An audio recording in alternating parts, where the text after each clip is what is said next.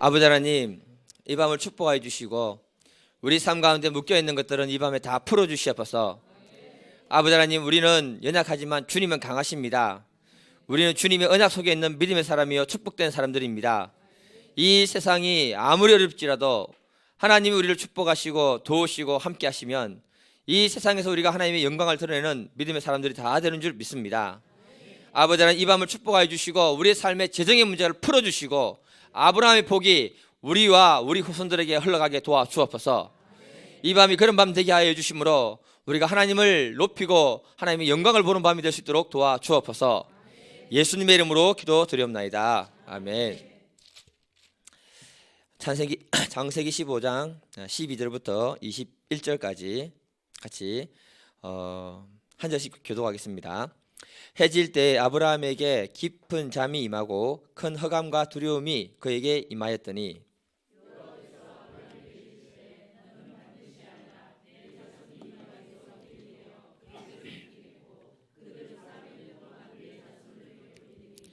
그들이 숨기는 나라를 내가 징벌할지며 그 후에 내 자손이 큰 재물을 이끌고 나오리라.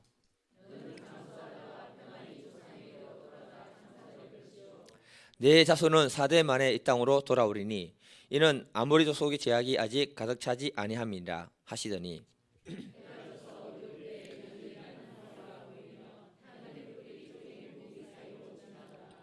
그날에 여호와께서 아브람과 더불어 언약을 세워 이르시되 내가 이 땅을 애굽 강에서부터 큰 강 유브라데까지 네 자손에게 주노니 헷 족속과 브리스 족속과 르바 족속과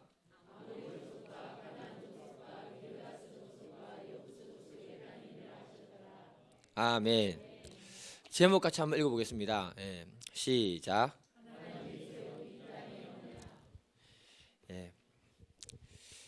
제목이 좀 모호한 것처럼 보이는데요, 중요한 얘기가 들어있습니다.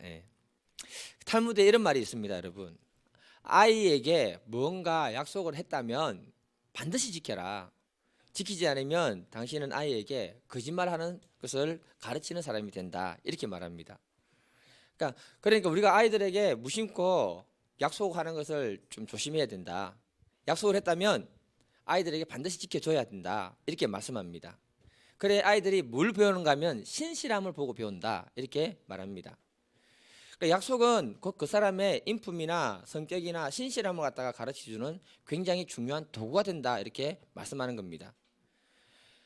그래서 약속을 잘 지키는 사람은 그 사람은 믿을 수 있는 사람이다라고 이렇게 공개적으로 이야기하는 것하고 똑같습니다. 기독교는요, 약속의 종교입니다. 하나님은 타락한 인간들을 늘 언약을 중심으로 해서 하나님은 도우시고 섬겨주셨습니다. 그 언약을 통해서 사람은 신실하지 않지만 하나님은 신실한 하나님이라는 것을 우리에게 가르쳐 주십니다. 하나님의 약속은 놀랍고 위대합니다. 그 약속은 신실합니다. 그래서 우리는 하나님이 성경을 통해서 약속한 말씀이라면 액면 그대로 믿고 받아들여야 할 줄 믿습니다. 그래서 우리는 하나님이 우리에게 허락한 축복들을 누릴 수 있는 믿음의 사람이 될 수 있기를 간절히 기도드립니다. 오늘은 위기 속에 있는 아브라함, 두려움 속에 있는 아브라함을 하나님 찾아오십니다. 그리고 그와 놀라운 언약을 맺어주심으로 그에게 아름다운 축복을 갖다가 그 당대뿐만 아니라 후대까지 허락하시겠다고 말씀하고 있습니다.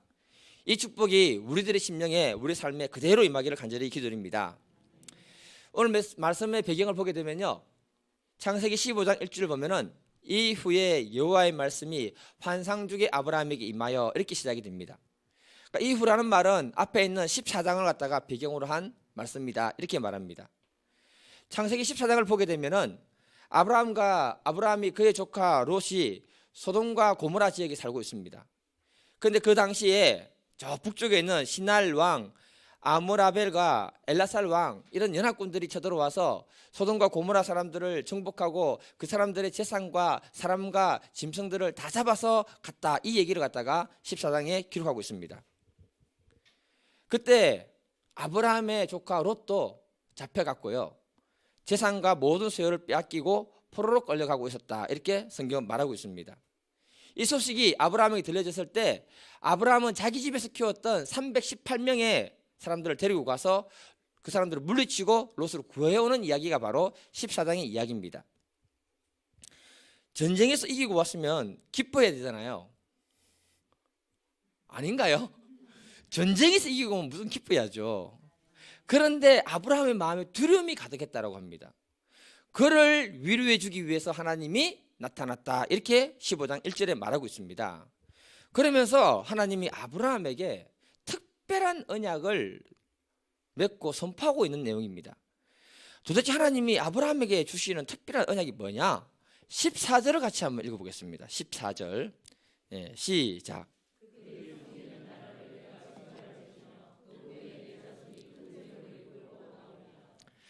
지금 하나님이 무슨 말씀을 하시는가 하면, 너희 후손들이 이집트에서 나올 때 어마어마한 재물을 이끌고 나올 것이다, 이 얘기를 해주고 있습니다. 지금 아브라함은 두려워 떨고 있었고요, 하나님께 뭘 요구했냐면 자녀 문제를 갖다가 하나님께 요구를 했습니다. 앞부분에 보게 되면은. 그런데 하나님은 그 이유로 넘어오면서 뜬금없이 한참 후에 있을 일을 지금 이야기하고 있는 거예요. 예. 그것은 그 후손들에게 재물을 어마어마하게 주겠다는 거예요. 왜 하나님은 아브라함에게 후손들에게까지 재물의 복을 주겠다고 약속을 하실까? 제가 오늘 하나님인데요, 여러분들에게 나타나서 여러분들 후손에게 내가 대대로 재물의 복을 엄청나게 주겠다 이렇게 하면 아멘 하겠습니까? 안 하겠습니까? 그 정도라니까 이 감격이 있어야 되는데, 제가 감격 있게 못 전해서 미안합니다. 저는 이게 충격이에요. 충격. 나타나가지고 후손 대대로 재물을 주겠다. 하나님은 사람의 속성을 잘 알고 있다는 거예요. 사람의 속성은 이 땅을 살아갈 때 염려, 불안, 근심, 걱정이 늘 따라다닙니다. 어떻게 살까? 그래서 하나님은 때론 한 사람의 인생을 영적인 부분을 돕기 위해서 육적인 부분들도 하나님은 항상 고려해서 도와주시는 것이 하나님이다, 이렇게 말하는 거예요. 하나님은 한 사람을 영적인 사람으로 만들기 위해서 고난도 주시지만 축복도 주신다. 그걸 통해 전능한 하나님이 누구인지를 우리에게 보여주신다, 이 얘기를 하고 있는 것입니다. 하나님이 아브라함을 부를 때 보면요, 그 부르심을 자세히 보세요. 하나님은 이 땅의 근거를, 축복을 근거로 해서 아브라함을 부르십니다. 여러분, 창세기 잘 아시는 12장 2, 3절, 내가 너로 큰 민족을 만들어 주고 내게 복을 주어서 내 이름을 창대케 하고 너는 복이 근원이 되게 하겠다. 너를 저주하는 자는 내가 저주하고 너를 축복하는 자는 내가 축복하도록 하겠다. 하나님은 아브라함을 부르실 때 가만히 보게 되면 이 땅의 축복을 근거로 해서 그를 불렀다는 것입니다. 하나님의 이 약속은 일반적인 약속이고 선포라고 이렇게 지금 얘기하고 있는 거예요. 그러니까 하나님, 아브라함은 이 말씀 믿고 그 고향 친척 아버지 집을 떠났을 때 무슨 일이 생기는가 하면은, 가나안 땅으로 갔었잖아요. 갔을 때 뭐가 생깁니까? 기근이 생겨서 먹고 살기 힘드니까 내려간 곳이 어디냐면 이집트로 내려가는 이야기를 기록하고 있습니다. 근데 재밌는 거 보면 뭐냐면은, 살기 위해서 이집트로 갔는데 부인을 빼앗기는 이야기를 갖다 소개하고 있습니다. 그러면서 하나님 뭘 주시는가 하면요, 부인은 빼앗기지만 아브라함에게 재물의 복은 주시고 있다, 이 얘기를 하고 있습니다. 희한합니다. 창세기 12장 16절 한번 읽어볼게요. 12장 16절 시작.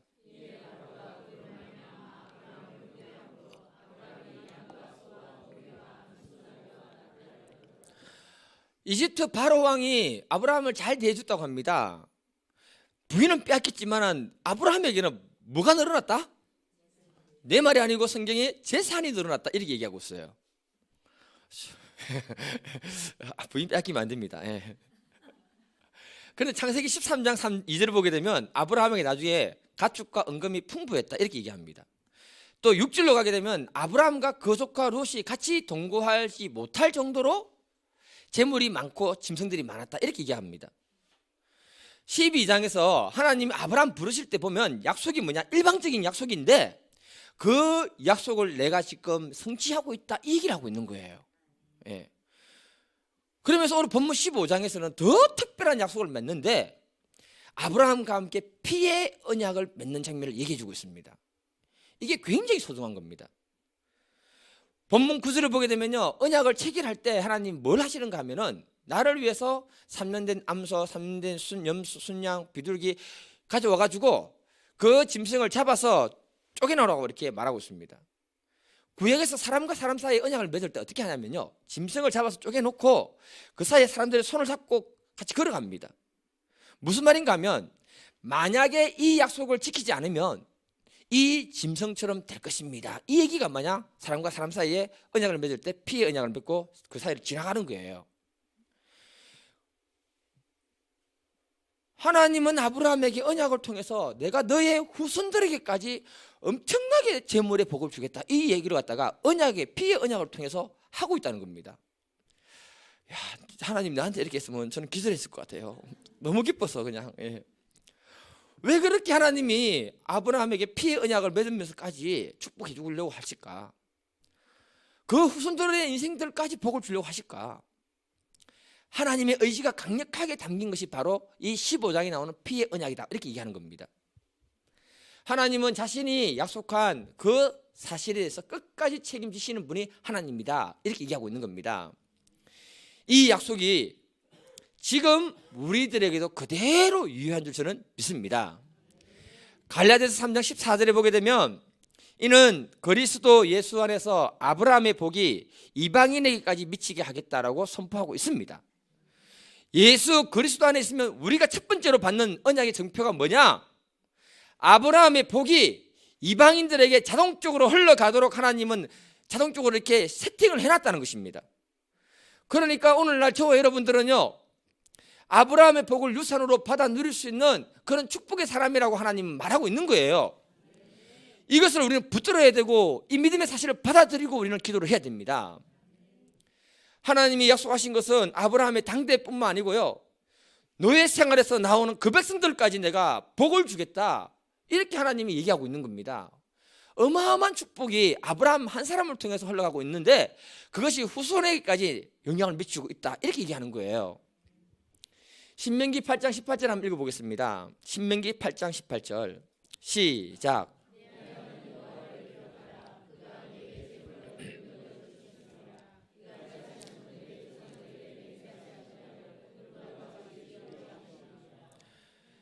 모세가 말하기를 하나님이 우리에게 재물 얻을 능력을 이미 주셨다. 그런데 그 능력은 하나님이 너희 조상과 언약으로 맹세 맺었기 때문에 그것이 이미 주어진 것이다, 이렇게 딱 얘기하고 있습니다. 예. 아브라함과 언약 맺었기 때문에 아브라함 후손들은요, 재물의 복이 있는 거예요. 전 세계적으로 세계의 경제권을 쥐고 있는 사람들이 누굽니까? 대한민국 사람? 유대인 아니에요. 역사적으로 재밌는 게 뭐냐 하면요, 흐름을 보면 기독교가 발달해서 믿음으로 아브라함의 자손이 된 민족들은요, 경제적으로 부강했던 것을 역사가 이미 증명하고 있습니다. 과거 유럽의 복음이 먼저 전해졌잖아요. 복음이 전해질 때 유럽이 세계 강대국이 되어가지고 전 세계를 주도했던 곳이 유럽입니다, 여러분. 맞지요? 예. 그 나라들은 물질적으로 풍요로웠습니다. 물론 그때 정복 전쟁을 해서 다른 나라 걸 뺏어가서 뭐 그런 부분에 문제는 있지만, 예, 그래도 하나님 허락했습니다. 그러다가 미국의 청교도들이 건너갔어요. 기독교 나라를 세우고 하나님을 사랑하는 사람들이 지도자로 세워지고 건국 정신이 기독교적이었을 때 그 짧은 역사 속에 하나님은 미국을 강대국으로 만들어 버렸습니다. 그러다가 복음이 우리나라로 들어왔잖아요. 우리나라는 전쟁의 폐허 속에서 짧은 시간에 경제 대국으로 성장하도록 하나님이 놀라운 기적을 일으켰습니다. 그러다가 복음이 어디로 지나가는가 하면 중국으로 지나갑니다, 여러분. 중국에 예수 믿는 사람이 1억 명이 넘는다는 거 아십니까? 우리나라하고 게임이 안 됩니다. 재밌는 건 예수 믿는 사람이 점점점 늘어났을 때 중국이 점점점 강대국이 되고 경제적으로 점점점 강해졌다라고 이렇게 말하고 있는 겁니다. 중국의 급속한 경제 성장 뒷배경 속에 뭐가 들어있느냐? 급속도로 예수 믿는 사람들이 늘어났다는 것을 증명하고 있는 것입니다. 이걸 우연한 일치로 여러분들이 생각하지 않기를 기도드립니다. 우리는 하나님의 주권과 섭리 속에서 이해를 해야 되고요, 우리는 하나님이 아브라함에 약속한 그 약속의 축복을 받아 누리는 사람들이기 때문에 하나님은 그런 일을 행하신다는 걸 우리에게 말씀하는 것입니다. 하나님은 우리에게 이미 재물 얻을 능력을 주셨습니다. 우리가 믿고 기도하고 도전에 들어가면 하나님이 모든 걸 다 열어주실 줄 저는 믿습니다.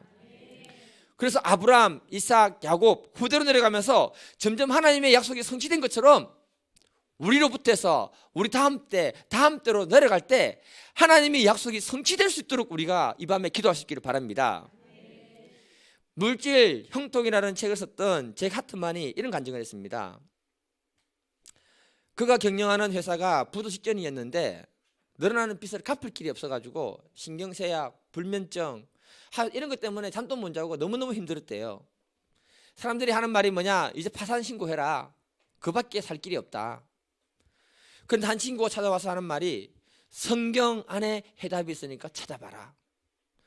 그래서 잭 하트만은 몇 달 동안 성경만 읽었다고 막 합니다. 성경 말씀이 재정 문제를 해결해 줄 것이다, 정말 마지막 붙드는 그 심정으로 읽었는데 1년 반 만에 자신의 모든 빚을 다 갚게 되고요, 사업이 정상화되었다고 합니다. 사업이 완전히 무너졌을 때 그에게 주신 하나님의 말씀이 두 개인데, 빌립보서 4장 13절, 내게 능력 주시는 자 안에서 내가 모든 것을 할 수 있다. 4장 19절, 나의 하나님 그리스도 예수 안에서 영광 가운데 그 풍성한 것으로 너희 모든 것을 채우시리라. 이걸 받아들이고 믿고 붙들고 도전에 들어갔는데 하나님이 그 일을 행하시는 것을 경험했다, 이렇게 이야기하고 있습니다. 우리가 하나님 말씀을 붙들 수 있기를 간절히 기도드립니다. 하나님이 아브라함이 허락하신 그 축복이 우리와 우리 후손들에게 흘러갈 수 있도록 붙들고 기도할 수 있기를 간절히 기도드립니다. 본문 17절을 한번 읽어볼게요. 17절 시작.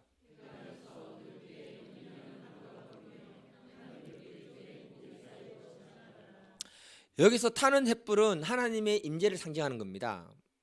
원래 언약을 세울 때 어떻게 한다 했습니까? 짐승을 쪼개놓고 두 사람이 손잡고 그 중간을 싹 지나가야 되거든요. 예.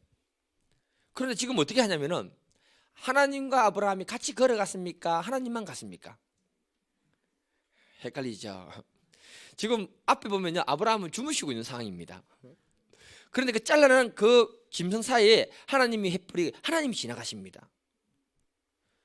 이 말은요, 이 언약의 책임은 아브라함에 있는 것이 아니라 하나님께 있다는 것을 선포하는 거예요. 굉장한 은혜입니다. 안 지키면, 원래 안 지키면 상대방을 어떻게 한다? 쪼개야 되는데 사람은 지킬 능력이 안 되니까 하나님이 지나가면서 내가 책임질게, 이 얘기가 바로 이 말입니다. 하나님은 아브라함이 어떠하든지, 아브라함이 자손이 어떠하든지 하나님이 이 언약을 반드시 지켜주겠다. 놀라운 축복이에요. 이 언약을 지금 하나님이 우리들과 체결했다는 사실을 믿으시기를 바랍니다. 우리가 어떠하든지, 우리가 어떤 상태든지 하나님이 약속하셨기 때문에 하나님이 이루어주시겠다. 하나님께서요, 아브라함에게 약속하시고 아브라함의 후손인 저와 여러분에게 물질을 얻을 수 있는 능력을 주셨기 때문에 믿고 구하고 도전할 수 있기를 간절히 기도드립니다. 그래서 우리 교회에 속한 모든 사업하시는 분들, 직장 다니시는 분들, 가난의 영은 떠나고 부채의 영도 떠나고 하나님 주시는 재정의 축복을 받아서 목사에게 밥도 한 끼 사주시고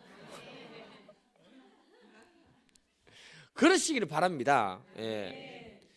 13절을 보시면요, 하나님이 중간에 아브라함의 후손들을 애굽에서 400년 동안 종살이 하겠다라고 이렇게 얘기하십니다. 그런데 땅에서 나올 때, 종살이에서 나올 때 그냥 자유의 몸으로 나오기만 해도 기쁘고 충만할 거 아니에요. 14절에 뭐라고 하느냐, 내 후손들에게 큰 재물을 이끌고 나가게 하도록 하겠다, 이 약속을 합니다. 저는 하나님 왜 이렇게 약속을 하셨을까?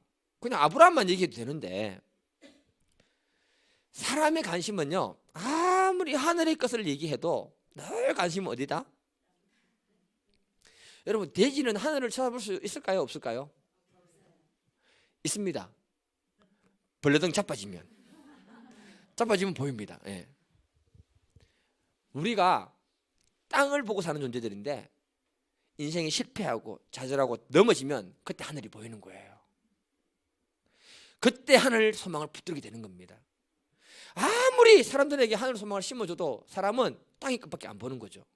그래서 하나님이 후손들에게까지 내가 축복해 주겠다, 아예 그냥 막 약속을 해버렸어요. 그냥. 출애굽기 12장 35, 36절 읽어볼게요. 시작.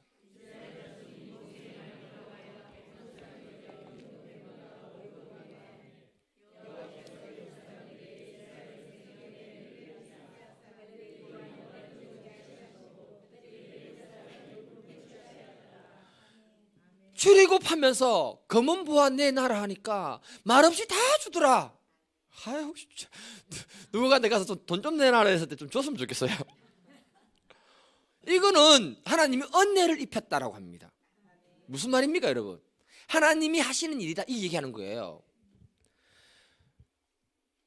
왜 하나님이 창세기에 이런 약속을 하실까? 하나님이 약속하시면 반드시 이루어지시는데 이 약속하는 이유는 뭐냐? 아브라함아, 너는 너 후손들에 대해서 아무것도 염려하지 말라라고 하나님이 미리 약속하시는 거예요. 지금 상황이 굉장히 살기 어렵다고 합니다, 여러분. 그럼에도 불구하고 이스라엘 백성들을 이집트에서 끄집어낼 때 하나님이 그런 복을 주셨다면 지금 우리들은 하나님이 어떻게 하시겠습니까? 반드시 나는 책임지시고 우리를 복주시고 그 재물의 복을 허락하실 거라고 저는 믿습니다. 하나님이 아브라함과 언약을 세울 때 좀 더 특이한 언약을 세우는데요, 그게 18절입니다 18절도 한번 읽어볼게요. 무슨 언약이냐? 시작. 내가 땅을 애굽 극항 유프라데까지 네 자손에게 주더니,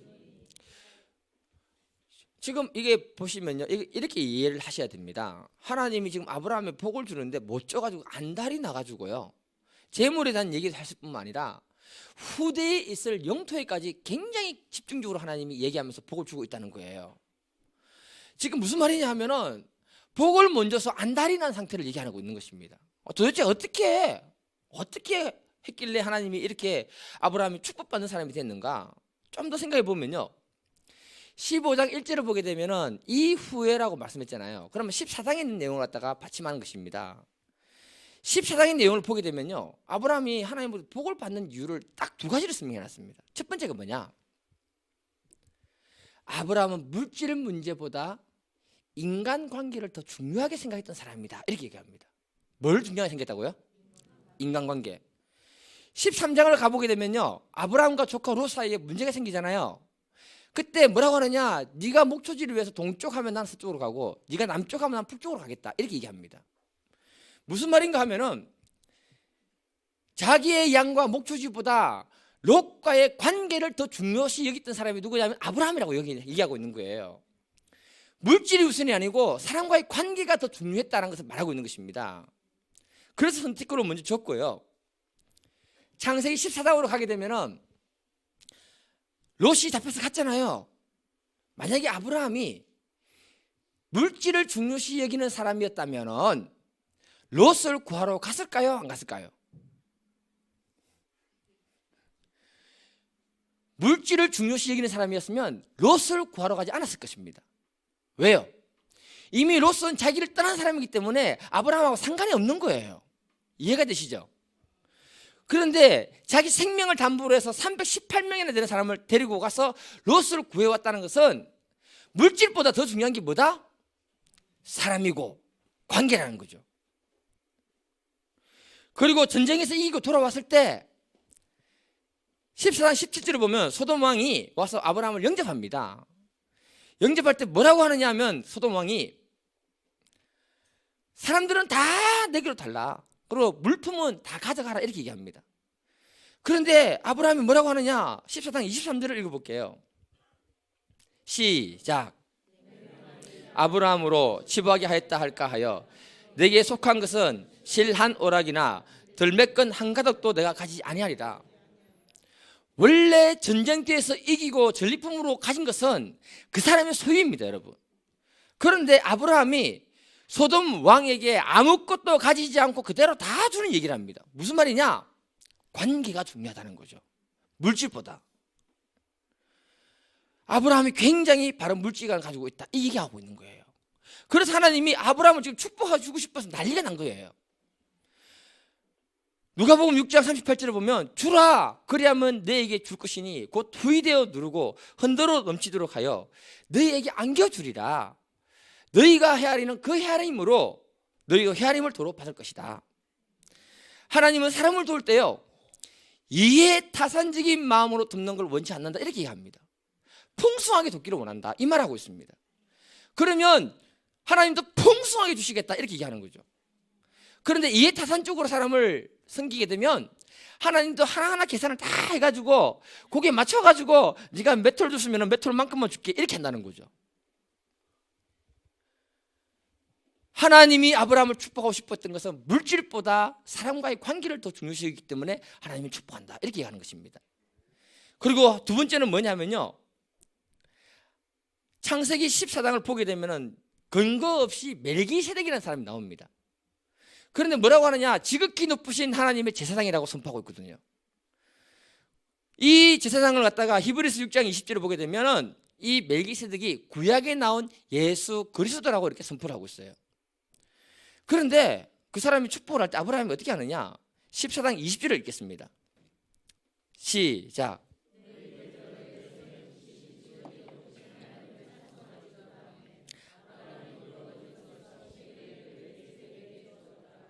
또 뭐 11조 나오니까 막 괜히 긴장하지 마시고요. 멜기세덱이 와서 아브라함을 축복할 때 아브라함이 자신의 전리품의 10분의 1을 하나님께 드렸다 이렇게 얘기합니다. 여기 주목해야 되는 게 뭐냐면요, 멜기세덱이 아브라함에게 11조 드리란 말 안 했습니다. 맞지요? 그런데 아브라함이 구별해서 드렸다고 얘기하고 있어요. 무슨 말인가 하면 아브라함은 하나님, 이 전쟁은 내 힘으로 이긴 것이 아니고 하나님이 그들을 내 손에 붙여주셨기 때문에 내가 이겼습니다. 이것에 대한 신앙 고백이 바로 11조였다 이렇게 얘기하고 있는 거예요. 원래 11조 개념은요, 가난한 사람이 하나님께 최소 단위로 드리는 게 11조 개념입니다. 부자들은요 더 많이 드리도록 하나님 요구를 했었어요. 하나님이 하신 것은 중요한 것은 하나님 그 작은 것을 하나님께 드리면서 신앙 고백할 때 하나님이 그것을 갖다가 축복하셨다 이게 얘기하고 있는 거예요. 사람은 물질 앞에서 약해진다고 하잖아요. 아브라함은 물질 앞에서 약해지지 않았습니다. 물질보다 사람을 중요시 여겼고요, 하나님의 것을 구별해서 들을 수 있는 믿음이 있었고 분명한 물질관이 있었다라고 말해주는 거예요. 그래서 하나님이 있잖아요, 아브라함의 복을 주지 못해가지고 안달이 난 겁니다. 성경을 보면 하나님은 아브라함은 하나님께 물질의 복을 달라고 말한 적이 한 번도 없습니다, 여러분. 그런데 하나님이 복을 주고 싶어 했을 정도로 아브라함은 믿음의 사람이었다 이렇게 얘기하는 거예요. 하나님께 온전히 드림으로 복을 받은 사람들의 간증이 많습니다. 우리 교회에 이런 간증자가 많이 나오기를 바랍니다. 제가 가지고 있는 11조의 비밀을 안 세계의 부자들을 보니까 맨 마지막에 보니까요, 우리나라 사람을 소개했는데 참존 화장품 회장 김광석 씨, 참존은 들어봤죠? 이분이 원래 불교 신자인데요, 보건관리법 위반으로 해가지고 벌금을 엄청 받고 도망을 가 있다가 절에 도망을 가 있다가 그곳에서 하나님 만났다고 합니다. 절을 무시하면 안 됩니다. 하나님을 만날 수 있는 곳이 절입니다, 절. 그리고 세 사람을 살게 되고요. 그리고 나서 이 사람이 그 책에 보니까 지금 모르겠습니다. 소망교회 장로로 계시는 분인데 그 책에서는 그렇게 해놨어요. 그분이 뭐라고 했느냐, 부자가 되는 비결 알고 싶습니까? 첫째가 바로 11조입니다 이렇게 얘기했습니다. 그 사람이 뭐라고 얘기했느냐, 저는 10분의 1이 아니라 10분의 2주로 하나님을 시험한 사람입니다. 정말 무섭더군요. 하나님께서 소나기 같은 복을 퍼부어 주시는데 11조가 가져다 축복은 감당하기 어려울 정도였습니다. 그렇게 얘기합니다. 그 사람 간증이 그 뒤에 있는데요, 그 책이 있으시면 우리 교회에 있었는데 그거 한번 읽어보세요. 재밌습니다. 저는 우리 교회 사업하시는 분들이 11조가 10만 원에서 100만 원 되기를 바랍니다. 100만 원에서 1000만 원 되시기를 바랍니다. 그렇게 되려면 내가 어려울 때, 힘들 때 믿음으로 드리는 훈련할 수 있기를 간절히 기도드립니다. 그리고 하나님이 시험해보라 했으니까 시험해보시길 바랍니다. 제가 가이드를 할 때인데요, 한 팀씩 하면 한 5일씩 6일씩 하거든요. 그럼 마치고 오면 은혜 사모에게 돈을 다 털어줍니다. 착한 사람입니다. 그럼 은혜 사모가 11조를 하는데요, 한번 보니까 150유로 하면 되니까 150유로면 얼마 드는지 알겠죠? 대충. 그래 하면 되는데 200유로를 하네. 200유로를. 기분이 좀 안 좋았어요. 왜 그러냐고 물었더니 하는 말이 끝다리를 그냥 뭐 끊어서 올려드리지 뭐 그렇게 하는 거예요.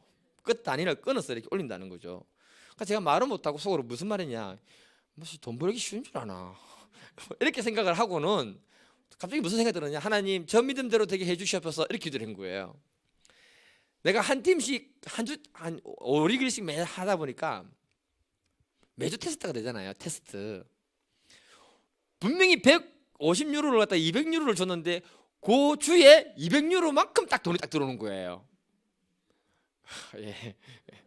한 주에 한 200만 원씩 벌었다는 뜻이에요. 예. 너무너무 신기한 거예요. 그걸 지속적으로 경험을 했습니다. 그래서 나중에 우리 처남이 교회를 안 나왔을 텐데 이제 교회 곧 나오기 전에 나올 때 하여튼 그 타이밍에 그 학원을 개업했거든요. 그 아무도 이제 신방 예배를 안 드렸는데 제가 가서 혼자서 신방 예배를 드려줬습니다. 은혜 삼아 가서. 그리고 뭐 했냐면은 사업하려면 11조부터 드려라. 드리는데 방금 이 얘기를 했어요. 믿음으로 좀 더 드려봐라. 하나님이 하시는 거 복 볼 것이다. 나는 11조 할지도 몰랐어요. 안 하면 말고. 그런 식으로 얘기를 했거든요. 그런데 처남이 자기가 드린 만큼 하나님이 채워주시는 걸 계속 경험한 거예요. 한동안 그걸 계속 경험했습니다. 그리고는 저한테 뭐라고 하냐면 그 간증을 했었어요. 물어보세요. 거짓말인가? 재밌는 건 하나님은 아브라함은 아들 문제로 고민했은 적이 있었지 물질 문제 때문에 고민한 적이 없었어요. 그런데 하나님은 계속 아브라함에게 후손에게 물질로 내가 복을 줄게 이렇게 얘기하고 있다는 거죠. 왜요? 그는 바른 물질관을 가진 믿음의 사람이었기 때문에 하나님이 복을 주셨다 이렇게 얘기하고 있습니다. 우리가 오늘 이 자리에 와가지고 기도할 때 하나님 나와 내 후손에게까지 아브라함의 그 복들이 흘러가서 하나님의 영광을 보여주는 그런 믿음의 역사가 있을 수 있도록 우리가 기도하시기를 간절히 기도드립니다.